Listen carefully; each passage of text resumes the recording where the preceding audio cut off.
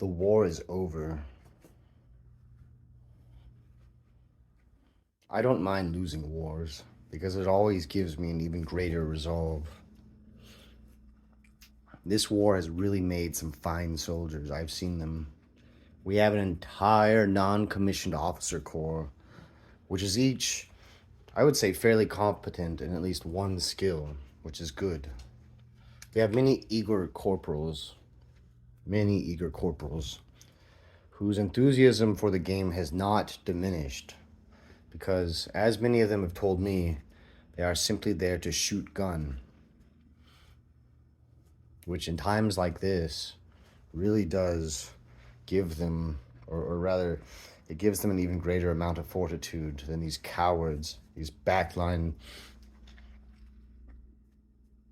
This one soldier, I said, I need a gunner, and they told me, well, all the bridges are blown, and I knew that they had given up on the rest of the war. And I can understand why. I can understand why. But this war has brought new horizons to my clan. I now have a member. I do not ask people to join my clan. They ask to join mine. Or rather, that's how I want it. I do want aggressive recruitment, but I don't want to go out begging. It just sounds so slimy when the clanmen do it. With this clan, we will train new soldiers, all right? The priority for the future, okay? And I learned this from a fact on the internet.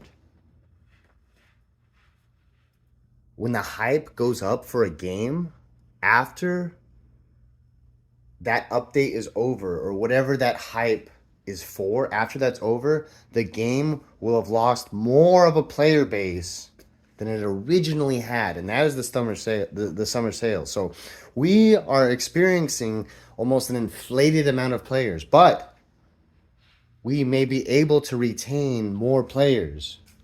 Okay, at the very least, give them camaraderie. Okay, make them a part of it. Make them a part of the game. They want to be a part of an army, so show them the way the colonials are. The Legion. Welcome them to the Legion. I'd like to establish a series of training camps to show them, most importantly, across the board, the biggest skill that can make our army outshine in almost every circumstance is the ability to throw bomb-stone bombs. I want our infantry to have this cloud of shrapnel that will surround them. Anytime a group of our soldiers is anywhere in any sort of concentration, there should be constant bomb-stones being chucked all the time. That will be the first and primary aim of these training camps, is to instill the need to constantly be throwing grenades. The bomb-stone may be the most powerful weapon in our arsenal, just in terms of how widespread it can be used, how easy it is to use, and how devastating it is. Okay, I wish that we made less firearms and more hand grenades. We need more hand grenades. Our rifle grunts simply die, and giving them automatic weapons only increases their chances of killing the enemy before they die by a marginal percent. Whereas, bomb-stone chuck them, bomb-stone chuck them, bomb-stone chuck, that will give them such a high degree of lethality. So that is the primary intent of these camps. And we must train our new soldiers. We must retain them. We must give them a reason to be here. And this will make our faction different. Okay, not only will we be retaining, but the enemy will be losing their soldiers while we retain ours. Okay, these fine corporals and sergeants, they will become officers one day. I would say at least 1 in 4 of them will finally make it to cadet. I would say at least. Maybe 2/3, maybe.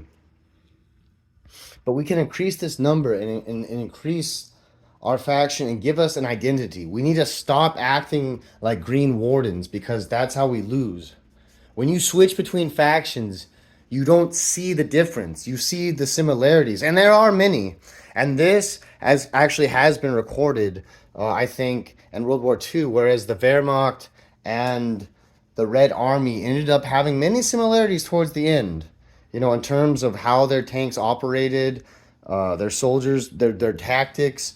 Instead of they became more homogenized, and this happens everywhere. However, it will constantly leave blind spots, especially in terms of capacity and special ability. So, I mean, just little tiny things. For example, the Xiphos, it has more health and it costs less to repair than its counterpart on the Warden side, and it looks cooler. These three things make it different.